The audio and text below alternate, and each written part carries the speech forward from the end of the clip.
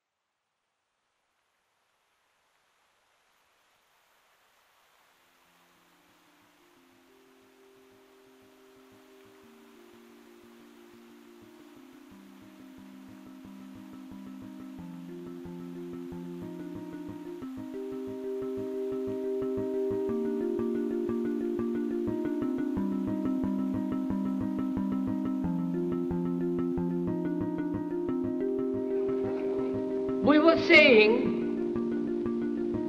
how very important it is to bring about in the human mind the radical revolution.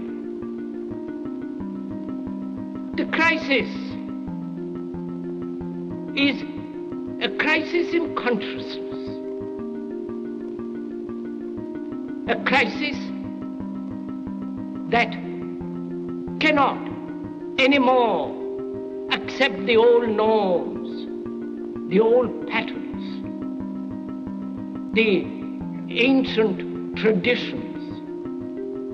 And considering what the world is now, with all the misery, conflict, destructive brutality, aggression, and so on, man is still as he was. He's still brutal, violent, aggressive, acquisitive, competitive, and he has built a society along these lines.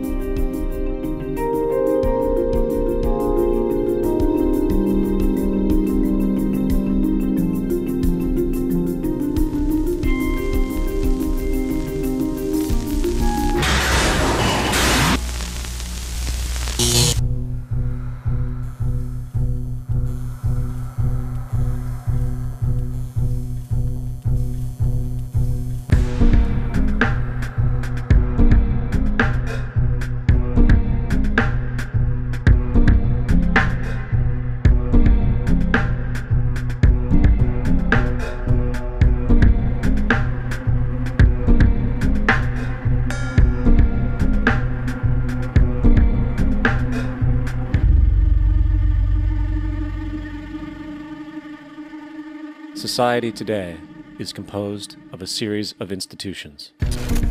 From political institutions, legal institutions, religious institutions, to institutions of social class, familial values, and occupational specialization.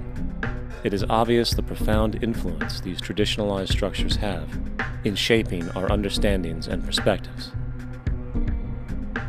Yet, of all the social institutions we are born into, directed by, and conditioned upon, there seems to be no system as taken for granted and misunderstood as the monetary system. Taking on nearly religious proportions, the established monetary institution exists as one of the most unquestioned forms of faith there is. How money is created, the policies by which it is governed, and how it truly affects society are unregistered interests of the great majority of the population.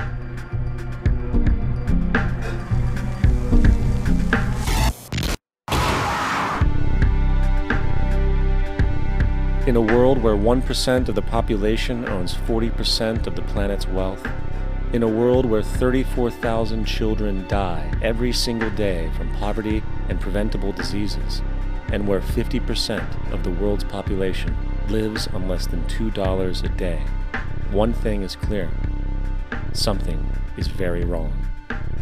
And whether we are aware of it or not, the lifeblood of all of our established institutions, and thus society itself, is money. Therefore, understanding this institution of monetary policy is critical to understanding why our lives are the way they are. Unfortunately, economics is often viewed with confusion and boredom. Endless streams of financial jargon coupled with intimidating mathematics quickly deters people from attempts at understanding it. However, the fact is, the complexity associated with the financial system is a mere mask, designed to conceal one of the most socially paralyzing structures humanity has ever endured.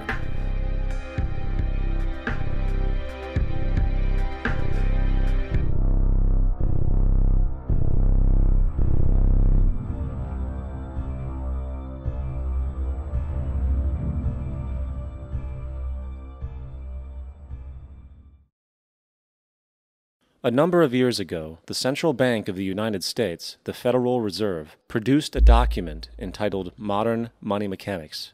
This publication detailed the institutionalized practice of money creation as utilized by the Federal Reserve and the web of global commercial banks it supports. On the opening page, the document states its objective. The purpose of this booklet is to describe the basic process of money creation in a fractional reserve banking system. It then proceeds to describe this fractional reserve process through various banking terminology, a translation of which goes something like this.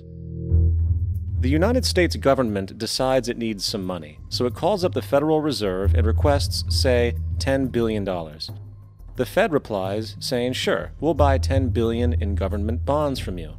So the government takes some pieces of paper, paints some official-looking designs on them, and calls them treasury bonds.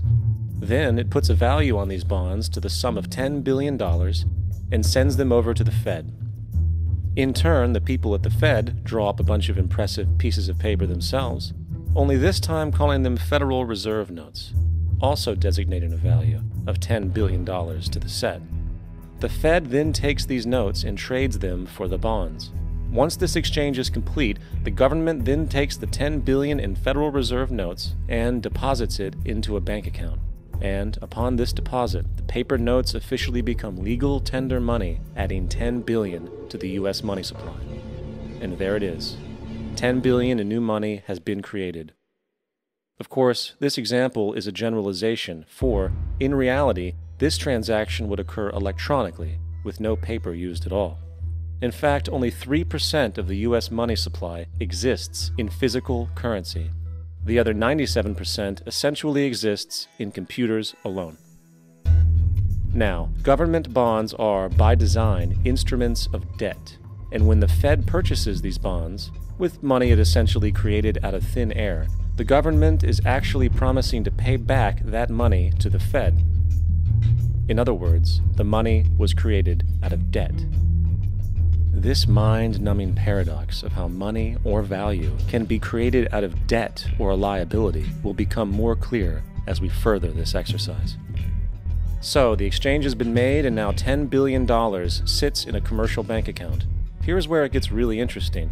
For as based on the fractional reserve practice, that $10 billion deposit instantly becomes part of the bank's reserves, just as all deposits do. And regarding reserve requirements, as stated in Modern Money Mechanics, a bank must maintain legally required reserves equal to a prescribed percentage of its deposits. It then quantifies this by stating, under current regulations,